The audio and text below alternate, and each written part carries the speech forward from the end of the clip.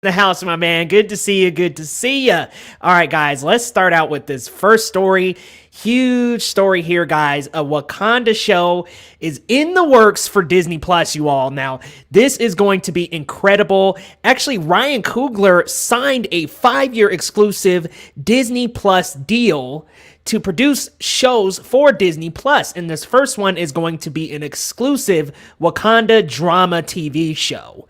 And I gotta admit, I am very excited for this news because I love me some Black Panther. Rest in power, Chadwick Boseman. Amazing news. Like, this is great to get some more backstory and lore on Wakanda, because the lore and the history of Wakanda is so rich and deep. I absolutely love it. I am so looking forward to it. I got a question before the stream that asked who should be the protagonist of the Wakanda series.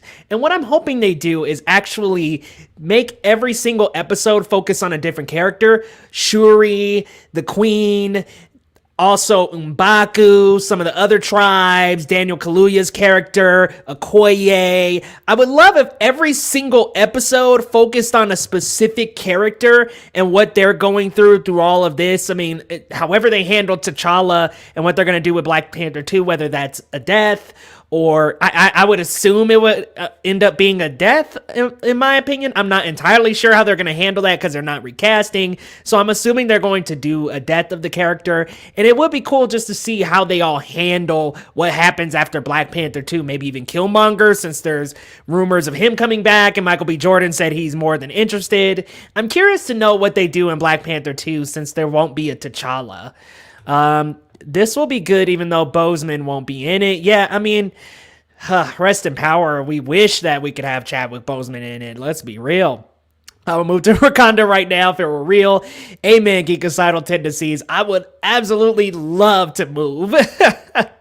Yes, he is phenomenal in Judas Christian, which actually I've got a review dropping for that in a couple hours here at 9 o'clock p.m. MT, 11 o'clock p.m. ET. So stay tuned, you guys. But wow, this Wakanda show sounds like it could be awesome. I wonder if it could set up things like Namor, Doctor Doom. And what else I wonder is, when is this going to drop? So is this planning on dropping before Black Panther 2, which I wouldn't think so. I think they would do Black Panther 2, then they would move forward with this Wakanda TV series. From what I had read on Deadline, there is not anything close to a date. So I didn't see any dates. I didn't see any kind of announcement of when it plans to roll out. So I'm not entirely sure. So we'll have to just wait and see, guys. I am so stoked for this. I don't really want this to connect to like the MCU though, unless I guess it stays within the Wakanda lines, but I want this to very much focus on Wakanda and the land of Wakanda and the characters within the Black Panther universe. I don't really want this exploring too much of the MCU, bringing in all these different other characters. Just give us the Wakanda lore. Give us that rich Wakanda stuff. You know what I'm saying? I love to see a well-done Doctor Doom in the Marvel movie universe. Amen, because I know this isn't the MCU and this is before the MCU, but the Fox versions of the Fantastic Four have, in my opinion, have not lived up to the title. The Fantastic Four are Marvel's first family, and they deserve some amazing treatment, and they just have not been treated too well as far as I've seen.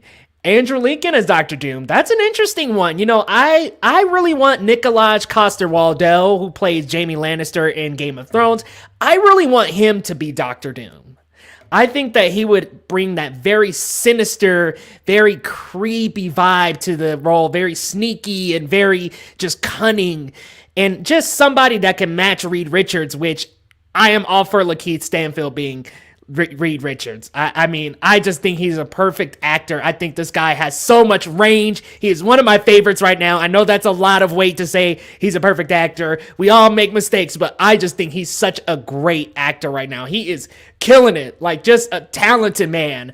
And I think he could bring that great energy and that great range to this role. Like, I just think he has played so many different roles. Sorry to Bother You, Knives Out, The Detective. I mean, he's just done so many cool roles so far. I would love to see him in the MCU in some capacity. If not Reed Richards, make him somebody else. But man, I would love to see him as Reed Richards. Zach, I know you said John David Washington, which would also be amazing. I would just love to see I would love to see a Black Reed Richards. I'll be real. Now, if it ends up being John Krasinski, I'm not upset, but I would love to see a Black Reed Richards. Even the guy, I can never remember his name, but the guy from Midsummer, the only black guy in the cast, he would be pretty awesome as Reed Richards as well. I think he has the look and the age. What's weird is like he's 40 and that guy looks like he's early 30s. So black don't crack, baby, as they say. I can't wait to see who gets nominated at the Golden Globes. Yeah, I'm very much looking forward to the Golden Globe Awards. I really want to see Daniel Kaluuya and Lakeith Stanfield get some applause. Like, they at least need some nominations, my man. Probably early to mid 2023. Yeah, something like that. If not 2024 or 2025. And Ryan Coogler has the 5-year deal, so he will be producing more series. And I saw earlier my boy Angel over on Blu-ray Angel over on Twitter and at the Goat Movies podcast on YouTube had actually posed the idea of Regina King coming in to direct. Oh my God. That blew my mind. I was like, yo, she did fantastic in One Night in Miami as her first outing as director. I would absolutely love to see her on this project.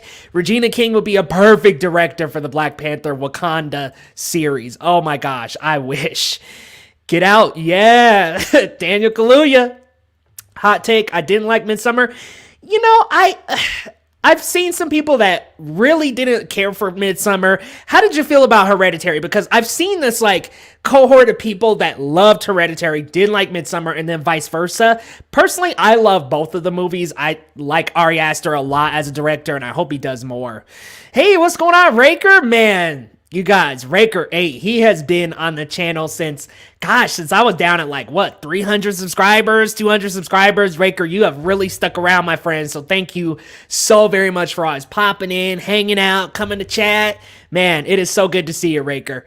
Running to watch a Miss Maisel with my wife, but I'll watch the rest after. Hey, thank you so much, Easy Like Sunday Morning Show. Great reference to the song by the Commodores. Regina King directing a Marvel film would make me run to the box office. Absolutely, and I meant for the Wakanda TV series, but even a Marvel film as well, that would, dude, I would be first in line. Hey, what's going on, JHC3? Good to see you, my friend. We're just talking a little movie news, a little bit about this Wakanda series. I mean, I'm hyped, guys. I'm really hyped. But Geekicidal Tendencies, I want to address your comment from the first comment on the stream. You actually bring up such a great point because there's a lot of Marvel going on right now. And I'll admit, guys, I'm loving WandaVision. And this is a weird thing to say, but in a sense, that year-and-a-half break might have been good for Marvel. And not that I would be sick of Marvel, because, guys, I am a Marvel freak. I love my Spider-Man. I actually got a Spider-Man. I got the first appearance of Wolverine over here and the first appearance of Spider-Man over on my wall. I absolutely love Marvel Comics. As a child, I used to read Spider-Man, Hulk, Fantastic Four, and Masters of Kung Fu. I absolutely love Marvel, but part of me was worried about going from Far From Home and just boom, all into everything else. Falcon and the Winter Soldier was next. Remember, you guys, it was supposed to be Black Widow. Falcon and the Winter Soldier was supposed to come out as the first TV show. Then it was supposed to roll into WandaVision. It just felt like a lot, but I think the break helped some people. I think it helped kind of keep, especially the general public, because I know us really super geeks who love our Marvel, we're going to be there no matter what, but I think it really kept the general movie-going audience in the Marvel Cinematic Universe, because I think there would have been a little less interest, but maybe I'm wrong. WandaVision so far is very good series. But people were divided. Remember, in the first 3 episodes, people were saying, I don't know how invested I am in this until we got to this recent episode, which I won't spoil too far yet. I'll dive into that a little bit later, but it was such a good episode tying in some MCU themes into this show finally. Hereditary is a modern horror masterpiece. A+ review on my channel. That's what I like to hear, man. Hereditary is an A+, man. I absolutely loved it. It is that Ari Aster's debut? I want to say that's his debut, but he did a fantastic job.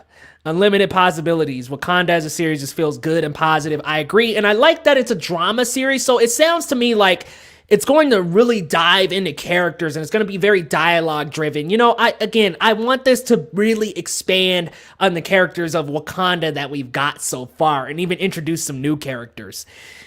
Hey man, it's so good. Like, thank you so much for sticking around for so long. It made us want more and made us miss them. Good for business too. Yes, agreed. And obviously nobody saw the pandemic coming, but I just think it kind of worked out for Marvel a little bit. Yes, Eternals. How could I forget? Eternals is gonna be amazing. I mean, what a giant cast that's got, right? I mean, looking up the cast, but just from who I know, obviously Richard Madden, the dude who plays Jon Snow, Kit Harington, Angelina Jolie, so many different people, are directed by Chloe Zhao, Salma Hayek. Yeah, there's just so many people attached to Eternals that there's just no way that could come out bad. I mean, Kevin Feige said that it was his best pitch that he'd ever heard. So, hey, I'm super down for that. I felt that A Quiet Place was more suspenseful. I can feel that because I didn't feel like that was like scary horror, but I think I would still put it in the horror genre for that. It really does kind of hook us into those characters and really makes us feel like we're in a horror movie because it's like we're walking on tripwire. So it is very suspenseful, but I think there's some horror. I would call it a horror movie. I did not like episode 1 at all. But then you watch episode 2, instant hooked. See, okay, I gotta admit, Geekicide, I actually liked episode 1 a little bit more than I liked 2. I thought 2 was a little bit slower, but hey, I liked them both. I loved them both, let's be real. It's his first feature. He did a handful. Okay, gotcha. So it's his first feature length. And, you know, I'm looking forward to more Ari Aster. I'm very much looking forward to this Wakanda series. And you guys let me know, who would you like to see in this series, character-wise? And who would you like to see maybe direct this series? Regina King, I think, is a absolutely perfect